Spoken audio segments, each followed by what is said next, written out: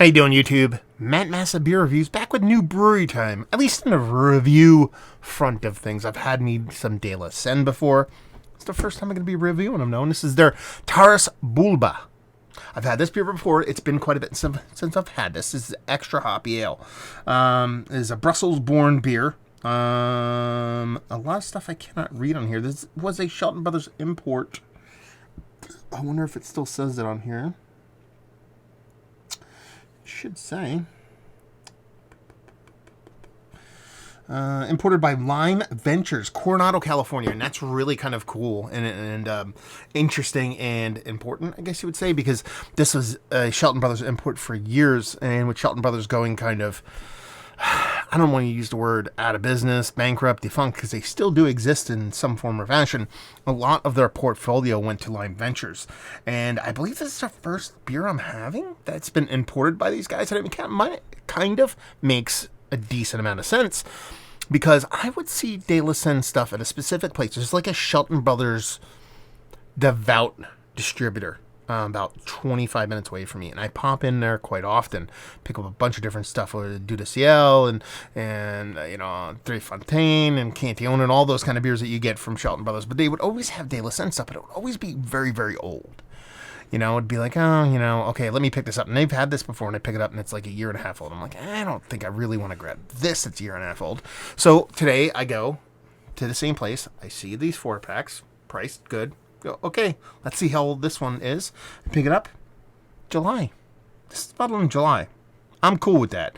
July 13th. So that makes it July, August, September, October, November. 3.5 months old. Not even. That does not suck. Yeah. So we're going to dive into it, see what's what. Like I said, I've had beers from De La Senne before, but this will be the first one we're reviewing. Lively carbonation on that sucker. We'll see what's what. So, it's a hoppy ale. I don't know the exact style. I didn't look it up. My guess is some Belgian-influenced hoppy ale, pale ale, a table beer maybe, because you're talking about something that's coming in at a 4.5% alcohol by volume. It's almost like a hoppy table beer kind of thing. That's my guess. Label-wise, it's fantastic. Got this little dude here saying Schmirlap at this dude. He's going to throw a keg. I'm a fan. Beer-wise, it definitely looks the part of like a Belgian golden, Belgian single. More Belgian table beer. Nice soft haze to it. Nothing too crazy. Not like turbid in today's kind of Americanized beers. Super aggressive carbonation. Could be champagne yeasty. That's kind of how it looks. You're talking about 2 fingers of a rocky, soapy-edged monstrosity of a head. This thing is carbonated and it is lively. Definitely looks more aggressive than its 4.5% would lead you to believe. Let's even get a nose. Grain-driven. Yeast-driven.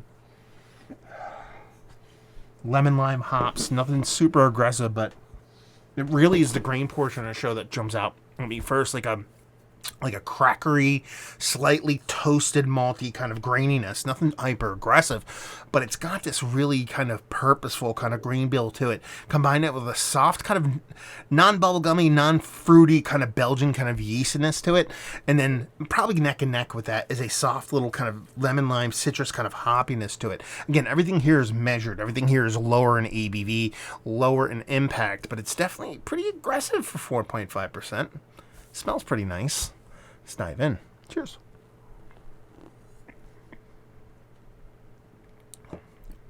Dry. Extremely dry. Like, extremely dry in a way I do kind of dig it. There's a nice yeast cake on the bottom of this sucker. So it's definitely bottle carbonated. From the head and how it's acting, kind of makes sense. I'm really curious to see where this beer lands in like 4 or 5 sips once I get acclimated to that dryness. So it's still grain-driven, yeast-driven, because I think that dryness is that yeast in combination, that lower ABV, sucking all that moisture out of there. Super high attenuated, no residual sugar left over. Almost like brut level stuff, but there's more to it than that. There is a sweetness, an underlying soft little edge sweetness that you don't usually get with a Brut IPA.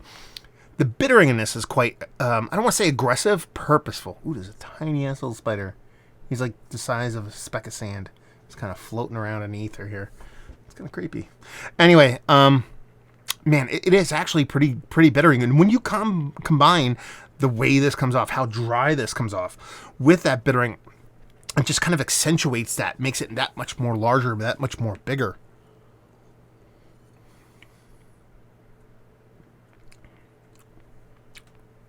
Yeah, I mean, it's not a session beer. And that's the weird part about it, is you'd think, Belgium-born, 4.5%, little hoppy jammer. This thing is aggressive on multiple points. That malt in the nose is pretty aggressive. It kind of falls to like third or fourth place in taste because of how dry, both on that bittering and also on the yeast side of things, this beer kind of comes off. It just sucks all moisture out of your mouth. Excuse me. Apologize. But not in a negative, non-pleasurable kind of way. I like it. I'm not going to sit here and say I love this beer, but for me, I know I've had it before, and I don't remember it coming off this dry. It could just be, just the way my memory is remembering this beer. But it's what was I going to say? By far and away, probably my perfect, beer share beer. Now in today's beer world, this little spider's trying to make his way over to my mic here. I don't know if you guys can see him. Kind of dangling there. Put you down, buddy. I don't want to hang out with you. You hang out with my little thing there. There. I'm spilling stuff now. Just playing with my little guy. Anyway, that sounded creepy. Almost a perfect kind of beer share beer. Not that I'm going to share it with people. They want some, have at it. It's more like, this is the kind of beer I want to have as a sidecar throughout a whole share, because a lot of shares surround themselves with big huge fruited beers, whether it be new school kind of exploding cans, or even just lambic, or you're talking about big huge pastry stouts, sweet big burly stouts, big hazy IPAs. I think if I'm sipping on this every so often, it's one of the perfect kind of sidecar beers. That it kind of helps reset the palate, kind of similar to like a generic kind of OG true kind of Berliner Weiss kind of thing. I don't want to relegate it to that. That's not what this beer deserves. It doesn't deserve to be like, this is just a beer you're going to drink at a share. No, I think it deserves its own kind of, its own place. If I'm going to put it somewhere perfect, it's with food, to be perfectly honest with you. Something to hold up to the bitterness and the dryness of the beer. I think it's delicious. Let's classify it. Let's throw it in a box. Let's talk about it that way, like we usually do. Belgian Pale Ale. It's kind of where this is. I mean, it's lower in ABV. It's not a table beer. It's a single, but a little bit beefier. I'm going to go Belgian Pale Ale. That's what it is. It's got to be that. I'm curious to see what they classify it online as. But let's go Belgian table beer. No, I keep saying table beer. Belgian Pale Ale. Low ABV Belgian Pale Ale. Is it one of the better ones I've had? Or something in that kind of universe? It's making me sneeze, apparently. It actually is one of the better ones I've had. It's not Mount Rushmore status. That aggressive bittering and dryness keeps it, for me at least, some people probably really love on that, keeps it from being super elevated, but it's a really tasty beer. And I'm glad I have 4 of them. Well, 3 of them now, technically. So yeah. There's that. Value availability on this. I forget what I paid for this. I want to say I paid for like $13 for a 4-pack. I'm okay with that. Imported, relatively fresh for style of beer. Good, and leave you with, I feel like, what we like this. If you like Belgian beers, you like hoppy beers, but you're a slave to bitterness and dryness. Like, think about like, palate wrecker, old school West Coast kind of green flashy stuff, but not the ranky dankiness, just the bittering and dryness. It's kind of has that, not as sweet, but man, it's an experience, a very fun one at that. So if you dig those beers, you'll dig this. There you go. Review in the books. Quite fun. Hopefully you guys enjoyed it. Down there if you want to talk about it, let me know if you've had this, especially like age versus fresh and all that kind of stuff. Beer Messy, if you want to check me out doing the podcasting stuff, Massive Beers, social media stuff. Hopefully you guys enjoyed the review. Hopefully you're enjoying a little De La Senne right now. Hope we'll see you next time. Cheers.